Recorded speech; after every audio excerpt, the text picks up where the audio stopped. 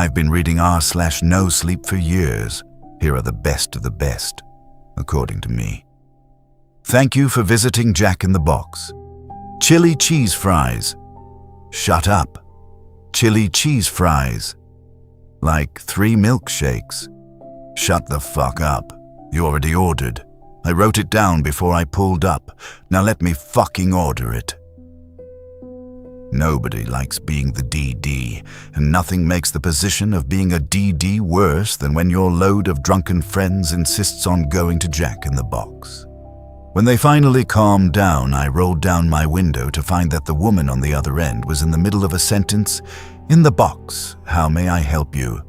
Hi, welcome to Jack in the Box. How may I help you? It wasn't enough to make me suspicious in the moment. She was probably just a tired employee who didn't have the patience to watch the security footage to see when my window would roll down and instead decided to repeat the opening line over and over again. Yeah, can I get a, hi, welcome to Jack? That one threw me a little more. It was odd, but I just cut her off impatiently. Yes, hi. Oh, there was a moment of static. Hi, hi. Can I get a, I ordered. No point in enumerating every last thing. It was a lot of greasy food for a lot of drunk college students. When I'd finished, the response was simply, is that all? The female voice was small and frail and sounded scared and slightly breathless. I paused. I was starting to get nervous. There were no other cars in the CVS parking lot. There weren't even any kids loitering around the 7-Eleven, which was usually common at that time of night on a Friday.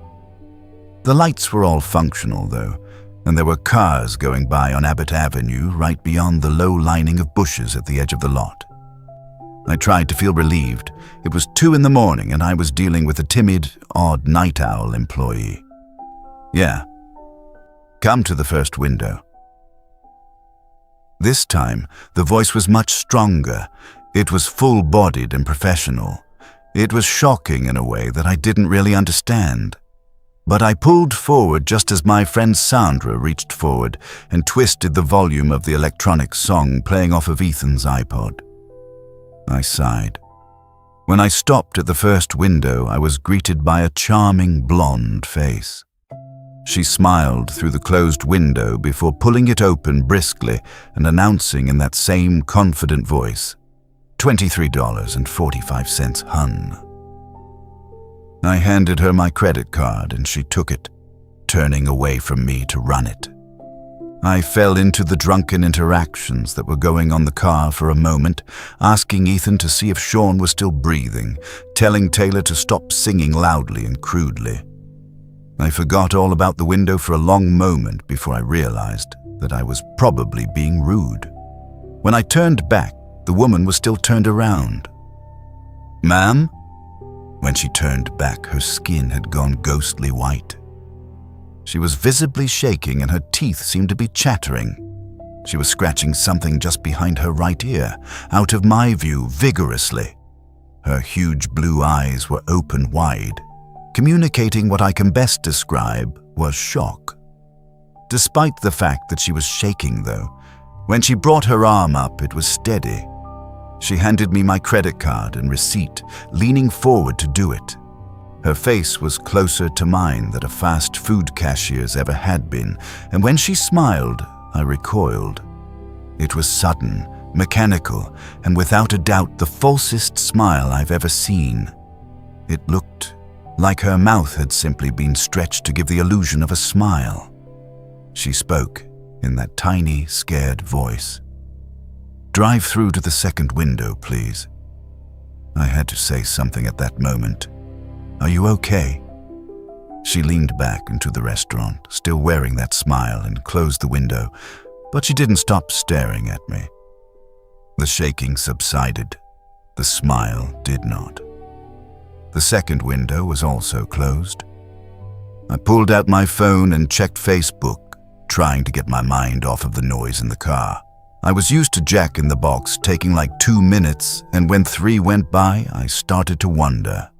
When 7 went by, Ethan got out of the car and walked over to the window, knocking on it and screaming for food. When she finally came to the window, I got out of the car and pulled Ethan away from the window.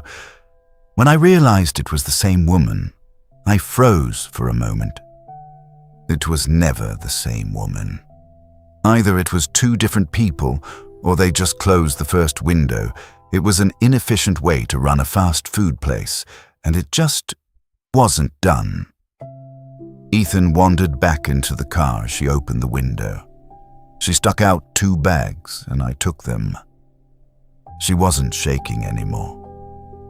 She looked calm except for her vacant expression. She was looking right through me. "Are you okay, ma'am?" I noticed at that moment that I couldn't hear any sound coming from inside the restaurant.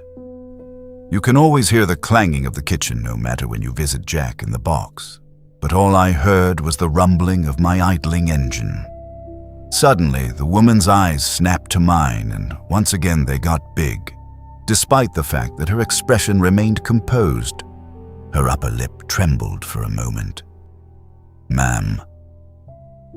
Just then, I saw headlights in my rearview mirror pull into the drive-thru.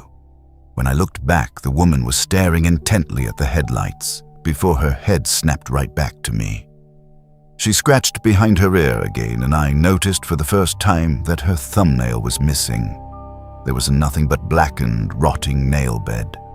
And then she dropped her hand, and her expression molded into one of courtesy and service. She smiled that same dead smile. "Thank you for visiting Jack in the Box." She slammed the window shut. My friends ate everything in the car, moaning with pleasure with every ketchup-covered fry and jalapeno popper. When we got home, everyone managed to stumble inside, Ethan carrying the last bag, eating the occasional stray fry out of the bottom. I went to bed without so much as a word. The next morning, I noticed that Ethan had dropped the bag in the hallway. I begrudgingly picked it up and was about to throw it in the trash can when the receipt fell out, along with a few ketchup packets. I hadn't read it. Who does? I had just shoved it in the bag. But when I picked it up, I realized that 3 words had been scrawled on the back in a barely legible, shaking scrawl. "Don't eat it."